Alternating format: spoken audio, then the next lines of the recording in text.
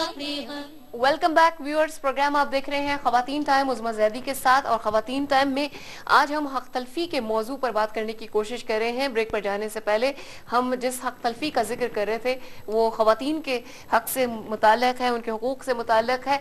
मेहर की रकम पर प्रोफेसर साहिबा आपने बात की कि उसको हासिल कैसे किया जाएगा। अगर कोई औरत जिसका 10,000 बंदा 20,000 बंदा, चले जी अब तो बहुत दिन हो गए, अब तो मांगेंगे तो लड़ाइयाँ होंगी ससुरालों में, लेकिन आइंदा जिनकी शादियां होने वाली हैं तो उस सिलसिले में वालिदैन क्या इस मामले में? देखिए, मेहर का जो मामला है वो इंतहाई सिंपल मामला है, बहुत ही सादा सा है, कोई पेचीदगी नहीं है उसके अंदर। और हमारी जो बरी और जहेज है इसमें इंतहाई पेचीदगियां हैं। देखिए, बिल्कुल सादी सी बात है कि जो मेहर आराम से अदा हो जाए, ऊंचे ऊंचे बड़े बड़े मेहर नहीं रखो, निकाह को आसान बनाओ, ठीक है ना। जो मेहर ज्यादा मेहर पर निकाह होता है बाबरकत नहीं होता, बाबरकत निकाह कम मेहर पर। इधर से ये हिदायत हो रही है। दूसरी बात ये है कि मेहर जो है वो लड़की का हक है, जो तय पा जाए उसको फौरी अदायगी करो। इस पर भी लोग चिढ़ जाते हैं कि भाई फौरी तौर पर क्या करना है अदायगी, कोई ऐसी बात है, हमने तो इतना जेवर लाद दिया उसके ऊपर, अब हम ये क्या 2-10-20 हजार रुपए उसको देंगे। लेकिन अल्लाह का जो हुक्म होता है, तो देखिए ना कि हमें वजू बताएगा तो वजू करते हैं, हम ये कहेंगे अभी तो हमने खूब अच्छे से साफ सुथरा है, बस हम क्या जरूरत है वजू करने, नहीं, जो उसका हुक्म है हमें वो उसका हुक्म है, ठीक है ना। जो अल्लाह ने हुक्म दिया उसको आपने ये नहीं देखना कि वो क्यों है और कैसे है। मैं तो समझती हूँ उसमें पढ़ना नहीं चाहिए। तो सिंपल सी बात है उसकी अदायगी। और आपने एक बड़ी बात की कि जो वहां से आगाज हो रहा है, जब मेहर अदा नहीं करोगे, औरतों के मेहर खुशदिली के साथ अदा करो, खुशदिली के साथ। जब वहां से आपने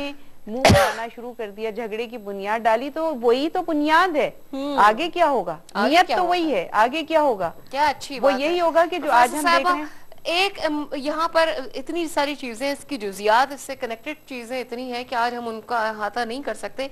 एक चीज जो मैं चाहती हूँ कि इस चीज से बहुत सारे लोग गुजरे हैं, मेरिट जिसे हम कहते हैं, चाहे वो दाखिलों में हो, चाहे वो नौकरियों में हो, चाहे वो किसी जगह पर आपको बैठना हो, कमाना हो, कुछ करना हो, मेरिट का जिस तरह कत्लेआम किया जाता रहा है और किया जा रहा है, बिल्कुल उसके जिम्मेदार क्या, मतलब उनके जिम्मेदार कौन लोग हैं और उसके कत्ल का जो है वो उन पर जो वबाल होगा वो क्या हो सकता है। बहुत जबरदस्त बात है।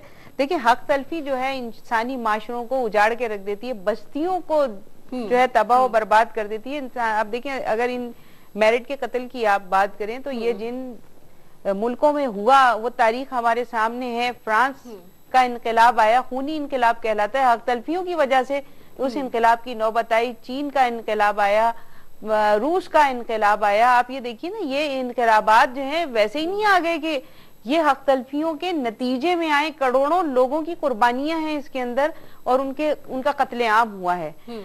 रसूल अकरम सल्लल्लाहु अलैहि वसल्लम जो ये इस्लामी इनकलाब लेकर आए, इसमें आप ये देखिए कि गिनती के लोग काम आए। शुहदा में अगर आप देखें, यानी खून बहाए बगैर उस अजीम शान जो शहर है उस पर अल्लाह के रसूल का, यानी कहना चाहिए कि फतहमंदी के साथ दाखिला हुआ। तो ये हम कहते हैं कि ये इनकलाब बड़ा जबरदस्त इनकलाब 1400 सदियों से चला आ रहा है और हर बार यही तय होता है कि यही वो इनकलाबी दीन है कि जो मसाइल का हल है। अब यहाँ जो मेरिट की कत्ल की बात कर रहे हैं, रसूल अकरम सल्लल्लाहु अलैहि वसल्लम ने फरमाया कि यानी जो इन्नल्लाह यामुरुकुम अन तुअद्दुल अमानात इला अहलिहा, कि अल्लाह ताला तुम्हें हुक्म देता है कि अमानतें उनके अहल को लौटा दो। तो अहल का मतलब क्या है? अगर एक तालिब इल्म मेरिट पर आ रहा है तो वो उसकी अमानत है, उसको देनी है। अगर जॉब के मामले में है तो तब भी उसकी अमानत उसको लौटानी है। और दीगर उसमें जो प्रमोशंस की मामलात होते हैं उनमें भी अमानतें उनको लौटानी है। हक तलफी जो करता है उसको उसका बाद में भुगतना जरूर पड़ता है। साहिबा, हमेशा की तरह से मुझे ये एहसास होता है कि वक्त बहरहाल ये कम था, लेकिन जितनी बात हो सकी प्रोफेसर जहां लुत्फी साहिबा ने उसको बहुत हद तक बहुत खूबसूरत सलीके से उसको समेटने की कोशिश की। जो हक तलफियों के हवाले से आज हम जिक्र कर रहे थे, تو ہم یہی دیکھتے ہیں کہ دوسروں کا اگر احترام کیے بغیر اگر ان پر اپنا حق جتایا جائے، ان پر اس طرح ظلم کیا جائے، تو ایسا ہو سکتا ہے کہ اللہ کی جانب سے آپ کو ایسا کر دیا جائے کہ آپ ایک معاملے میں اختیار جتانے کے اہل ہی نہ رہیں، آپ سے وہ چیز چھین لی جائے، آپ سے وہ چیز واپس لے لی جائے۔ اور اگر طاقتور اگر کوئی ہے اور حقوق کو صحیح طریقے سے ادا کرتا رہے تو اللہ اس کو پھر طاقتور ہی رکھے گا۔